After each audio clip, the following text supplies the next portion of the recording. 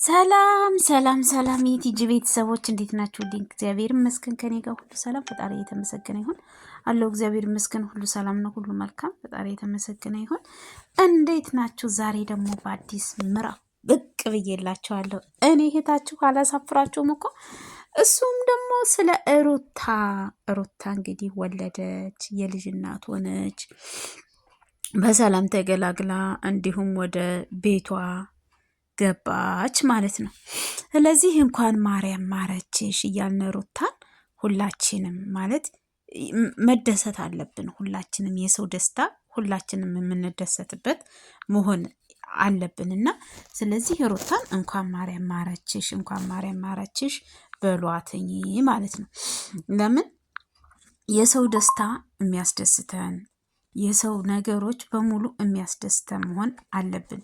ሰው ሲደሰት እኛም ደስ የሚለን መሆን አለብን። ለምሳሌ አሁን ሩታ ወለደች፣ እግዚአብሔር ይመስገን፣ እንኳን ደስ አለሽ፣ እንኳን ማርያም ማረችሽ ማለት አለብን ማለት ነው። ለምን ነገም ጧት በእኛ እስከሆነ ድረስ እኔ አሁን ለምሳሌ ቲጂ እንዴት ነሽ ምናምን ሲሉኝ እኔ በጣም ነው ደስ የሚለኝ። ስለዚህ ሁላችሁም ሩታን እንኳን ማርያም ማረችሽ፣ እንኳን ማርያም ማረችሽ እያላችሁ ሁላችሁም ኮመንት ላይ ጻፉልኝ ማለት ነው። እንኳን ማርያም ማረችሽ ሩታ የልጅ እናት፣ እንኳን እመብርሃን ወላዲተ አምላክ እንኳን የልጅ እናት አደረገችሽ። ልጅ ጥሩ ነው፣ ልጅ በረከት ነው፣ ልጅ ሀብት ነው፣ ልጅ ጤና ነው፣ ልጅ ሁሉ ነገር ነው። ልጅ ሲመጣ ማስተዋል ይመጣል። ልጅ ሲመጣ ልጅ ሲኖር የሚቅነዘነዝ ሰው ረጋ ማለት ይጀምራል። ልጅ ሲመጣ ሀሳቦችን በሙሉ ሰተር ያደርጋል። ወደ ልጅ ሁሉ ነገር ወደ ልጅ ነው። ምንወጣ ከሆነ ሰተር እንላለን። ቅብዝብዝ የምንል ከሆነ ሰተር እንላለን።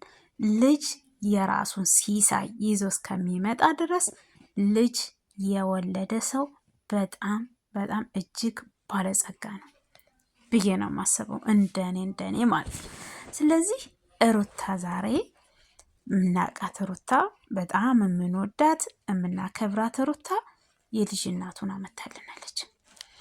ስለዚህ ሁላችንም እንኳን ማርያም ማረሽ፣ እንኳን ማርያም ማረሽ እያላችሁ በሏት ማለት ነው እና ሁላችሁም ማለት ነው እንኳን ማርያም ማረሽ በሏት።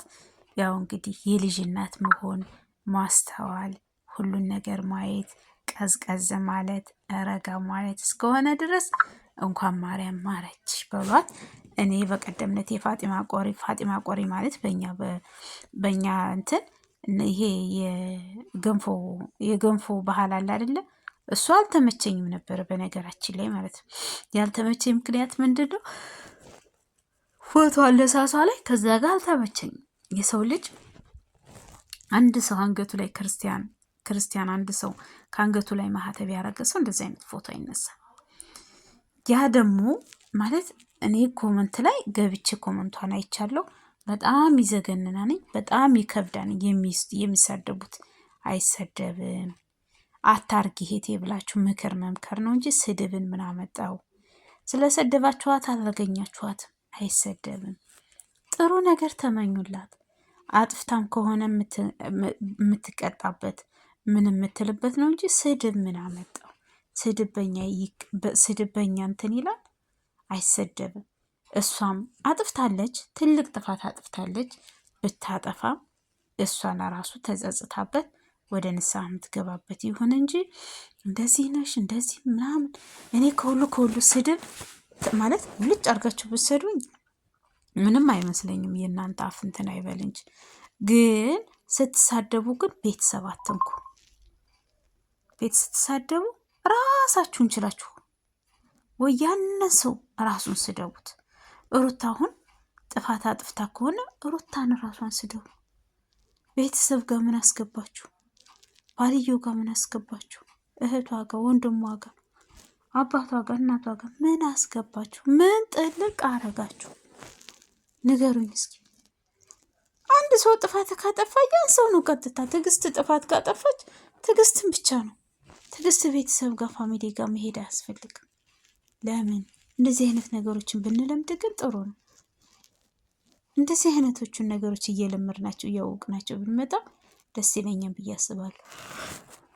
የምናደርጋቸው ነገሮች ማስተዋል ይስጠን፣ እውነት ለመናገር ማለት ነው።